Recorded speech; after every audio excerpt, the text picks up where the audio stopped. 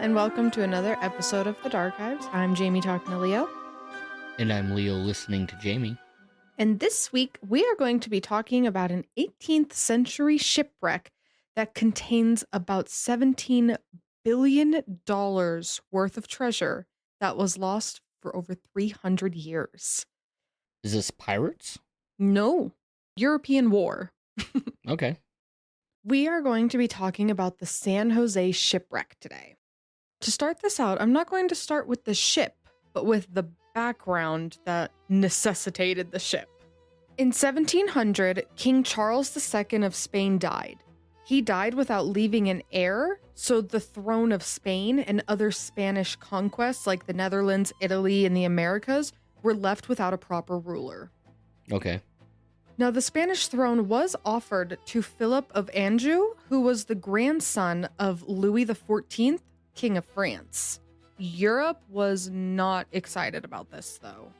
Having France and Spain, which were two very large European powerhouses, having them aligned caused a bit of concern in Europe.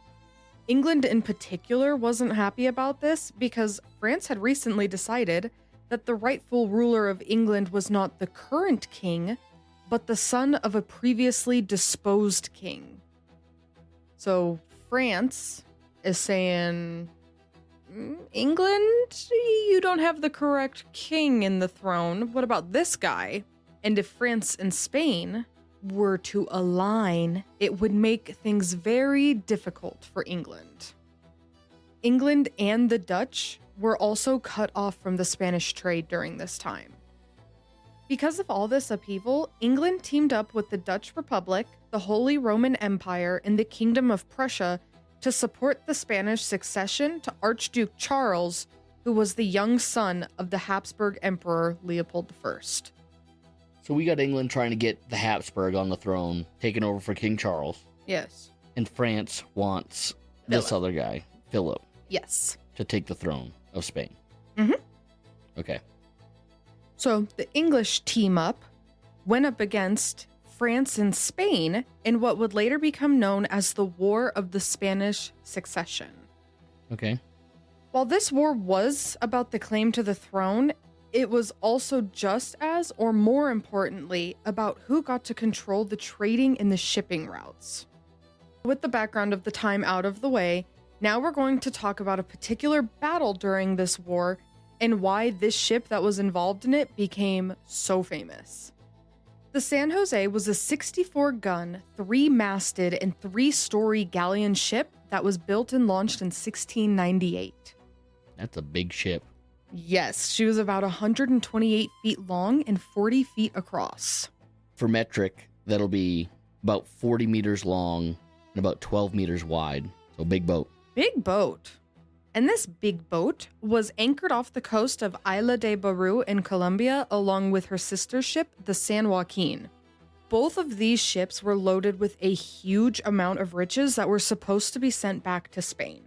On June 8th of 1708, the ships were surrounded by 4 British ships. One of the British ships, the Kingston, engaged in battle with the San Joaquin, and after about 2 hours, the San Joaquin was able to escape without losing any of its booty. Okay. Yay, San Joaquin! Unfortunately, the San Jose was put up against the largest of the British ships, the Expedition. Now, this battle only lasted for about an hour before it became pretty clear that the Expedition was going to take it. Just as the Expedition was closing in and preparing to board the Spanish treasure ship, though, an explosion ripped through the San Jose, and within just a few minutes, the whole ship was gone. Sink it so they don't get their hands on it. We don't know exactly, but the gunpowder did catch. So whether accident or on purpose, she went down. Yeah, that was the thing back in the day. Correct me if I'm wrong. I think Ned Lowe, one of the captains, tried to sink his ship or did sink his ship so Ned couldn't take it, right? Yeah. Yeah, that was like a thing back in the day of, oh no. If I can't have it, no one can. The end's imminent. We might as well just dump this thing. Yeah, the problem, if this was intentional, the problem is that it killed around 600 people and all the treasure sunk. Only 11 men survived this explosion. Yeah, all Spaniards. Yes. Around 600 of that ship's crew went down. Like its own crew. Sharks were eating that night. Mm-hmm. Now on board and now lost to the ocean, there was an estimated 17 to $20 billion worth of treasures, including gold, silver, emeralds, jewelry, and that includes an estimated 200 tons of gold coins. That's insane. That is so fucking crazy. Now, some lesser expensive, but historically cool to me, some other things that were on this were bottles, jars, glass, ceramics, cast iron, and copper cannons. Well, the cast iron's just ruined now. Oh, it's garbage. Yeah, no, it's completely trashed, but very cool to be able to find like a ceramic dish set from the 1700s, 1600s. Probably not worth as much as emerald, gold, silver, and, you know, all that stuff, but pretty cool to me. It's all part of art and culture. Yeah. Right? It's cool to see stuff from different civilizations throughout years. Yeah. The years. And I don't know. I figure since we're all here to learn about history, I think all of us would think that's pretty cool, so I don't know why I'm specifying. It's just to me. If you're listening, you also probably think it's pretty cool. While this was devastating to the Spanish who were planning on using all this treasure to fund the war, it was equally devastating to the English who were supposed to be capturing these ships to bring the treasure back to England. Richer England means more friends. Against Spain and France. Yes. This was actually such a defeat for England that the captain of the Kingston and of another ship were later court-martialed for allowing the San Joaquin to escape. They really wanted that gold. They really wanted that treasure, so Spain is pissed because, oh, fuck, we just lost a lot of money that could be used for this war. And then on the other hand, England's also like, fuck you, you had one job. And you beefed it. Yeah.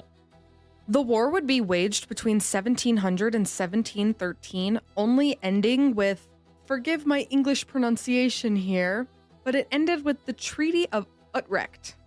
Utrecht made sure no one got wrecked. Yes. Is that what's going on? Exactly. Thank you. I'm with it.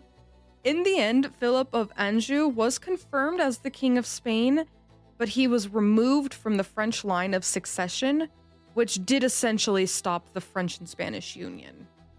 For the next 300 years, though, the ship and all her treasure were lost to the bottom of the ocean and even forgotten where they were. So this is probably a treasure hunter's dream. Or has this been found? This ship... Wait, you know what? Don't tell me. I'll find out later. This ship was called the Holy Grail of treasure hunters. So, yeah, pretty sought after. And I'm not going to keep you in suspense too long here on if she has been found. In 2015, Colombia officially announced that they had found the location, the ship, and the treasure. How cool. Very. While the exact location of the ship is being kept a state secret, some treasures have finally been brought back to the surface. Oh, so they've been doing secret reconnaissance missions ever since 2015? Sneaking out into the ocean and sneaking back with treasure? Well, they were doing photographs of it. We're going to get into it. But they found the ship in 2015. And just last November of 2025, a bronze cannon, a porcelain cup, and 3 gold coins were brought up from the shipwreck 2,000 feet below the surface. So do we know where it is now? Colombia does. So yeah, they're the only ones who still, quote-unquote, know where the ship is? Oh, man. They are keeping it under lock and key. That's it. I'm selling everything I own. And I'm going to follow every ship that looks like it has any kind of archaeologist or anything on it. Yeah. And when they're not looking, I'm just going to sneak down there. Yeah. Well, it is so deep that humans cannot get to it, so they have to do like what we do for the Titanic, right? Like send down the little ocean drones. We can't even get to it. I'll get to it. The little. I won't come back, but I'll get to it. Just tie some weights to my ankles. I'm going down. I'll see it. I'll see it in the afterlife. Me and my ghost. Next time they get there, it's just me laying on a pile of money. Stuck there. Your body just like embraces a treasure chest in death. I make a big gold galleon blanket and just die. Lay there and enjoy the remaining moments. Sorry, that's a very funny image. Okay. Colombian President Gustavo Petro says the real treasure is the history, not the physical bounty of the ship itself. He says the purpose of the expeditions to the ship is for research and not to just seize the treasure. Says the guy who won't let anybody know where it is. You keeping that, you stingy son bitch. All right, then. Keep your secrets. Yeah, keep your secrets. This is causing many problems for quite a few parties, though. Spain, Colombia, the US, and the indigenous Caracara Bolivians are all claiming stake of the ship and the treasure, which has resulted in a few legal battles. Okay, why are we in it? Why are we involved in anything? I know we stick our hands into tons of shit that we have no business being in, but how do we have a claim to something, what I'm going to assume is off the coast of Colombia somewhere? Mm-hmm, sure is. Well, we know Colombia found it, but they could have gone over to... It is... Who knows? It is just a few miles off the coast. It is? Yes, of Colombia. So let's get into... So you do know where it is? Vaguely. Let's get into why everybody's claiming it, though. Now, Spain is obviously claiming the legal and... Because it was theirs. Because it was theirs, exactly. Thank you. I lost my wallet 300 years ago. Can I get it back? Yeah. Yeah, because it was a Spanish ship at the time of sinking, so rightfully, they claim, it's their ship, their treasure. Colombia is claiming ownership because it's off their coast and they claim to have found it. I get both of those. Finders, keepers, and whatnot. Yeah, it's been 300 years. Now, the U.S. is claiming it because they are alleging to have found the shipwreck back in 1982, and the Colombian government apparently agreed to share half of any treasure found with the group that found it. Yeah. Did you keep your receipts, America, or is this word of mouth? I'm going to guess not. Back in the 80s, we just operated on handshakes back then, you know? Pinky promise. The Caracara indigenous group are claiming possession of the treasure because the treasure was stolen from them to be put on the ship in the first place. I mean, yeah, I get it, but... Yeah, it's mine. You guys stole it from me, and then you went and sunk it off the coast. You know what? I'm just going to go full... Because of all this stuff, I'm telling you, finders, keepers, it's Colombia's. Guys, stop feuding. That's who it belongs to now. You know, because then you got to get into all this, whose is it, all this stuff. Blah, blah. You stole it from me. Mm-hmm. Well, it was on my ship. Mm-hmm. Well, it's off my coast. Mm-hmm. Who found it, though? Hey, if America found it first. Last one to get there gets it. And if they didn't want to say, hey, I found this, I'm going to give it back, being a nice guy, that's their prerogative. It's not the way I operate. But in this scenario, it seems to make the most sense. Well, keep that in mind because now we're going to get into the law of the sea. In 1982, so... Same time America was... claiming to have found it. Yes, exactly. The International Convention on the Law of the Sea was passed, which states that naval ships are the property of their state, even if they are sunk. Now, two problems are coming up with this today. One is that Colombia does not recognize this law because of territorial sea border disputes with both Venezuela and Nicaragua. So they don't recognize this law. Yeah, we don't play by those rules. Yeah. And good for you, Colombia. And the other is that this law was presented and is used for modern ships. Now, this is to keep like submarines, modern day ships, yeah, to avoid like spy and espionage between countries. Exactly, yep. Maritime archaeologist Sean Kingsley says that, quote, there are no black boxes or naval secrets on a rotting wreck hundreds of years old. Agreed. He also says, quote, The cargo is linked to the enslavement of hundreds of thousands of indigenous Native Americans and Africans forced to work in terrible conditions in Spain's gold, silver, and emerald mines. End quote. You know, Yeah, I'm 1,000% with him on that. it's hard to feel sympathetic to Spain. Yeah, especially when they're fighting for things that were built on the back of enslaved people. You know, it's a slippery slope of ethics over who has the rights and why they even think they have the rights and how they got the materials in the first place. That's why I gotta stick with Colombia. Keep things simple. Colombia, hold that down. That's yours. I want you to do all the research, and I want you to be responsible and let the world know what you find. And then take the damn gold. Put some in some museums. Sell some to some museums around the world. Use the rest to bolster your own economy. You heard it here first, Colombia. I'm with you. This guy's got your back. I mean, it's tricky. It's tricky to say who's the rightful owner of something that has been so long sought after and does have ties with numerous different groups. Colombia, Spain, and even the indigenous people who it got stolen from, and they were enslaved into getting it for them. Is it theirs because technically the treasure was theirs to begin with? Is it Spain's because Spain rightfully stole it? Or is it Colombia's because Colombia then rightfully stole it from Spain? Yeah, I think you have to say that it's Colombia's because that's the way history is written. People conquer other people. People take from other people. There's plenty of English and French artifacts that were taken by the Vikings back in the day. Mm-hmm. The land that we grew up on was taken from Native Americans back in the day. Mm-hmm. Not saying any of this stuff is right, but that's the way history goes. Once somebody has something, it's theirs, right? And that's the way it's been. Once a country has something, it's theirs. And something sunken off the shore of your country, that belongs to you. Well, what do you guys think? We know Leo's opinion. I have a hard time with it, honestly. I get the finders keepers, but I also get, hey, that was mine and it was destroyed. Not by me, not by you. It's mine. And I also get the indigenous claim of no, that whole thing was mine. And then you guys came in, enslaved us, and then stole it. Fuck you, it was mine first. The US,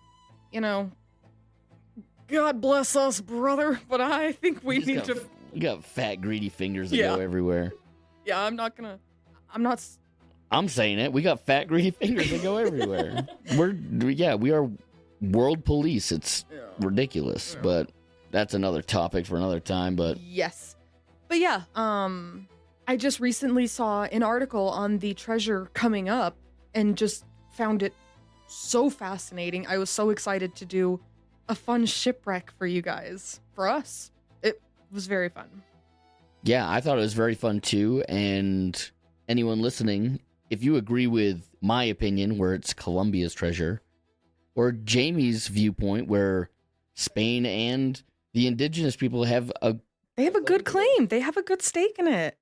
Or maybe you're rah America. Let us know where you stand on this. Who owns this treasure? Who gets the holy grail of shipwrecks? Very, very Colombia. Curious. Okay. Well, with that, I think we will wrap it up. I hope you guys learned something new this week.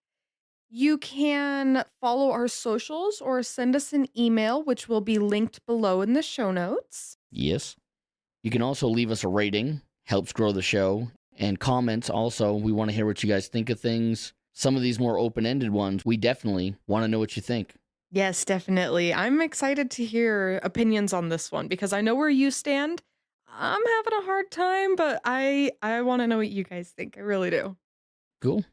Thanks for listening, and we will see you guys next week for another episode of The Darchives. See you guys. Goodbye.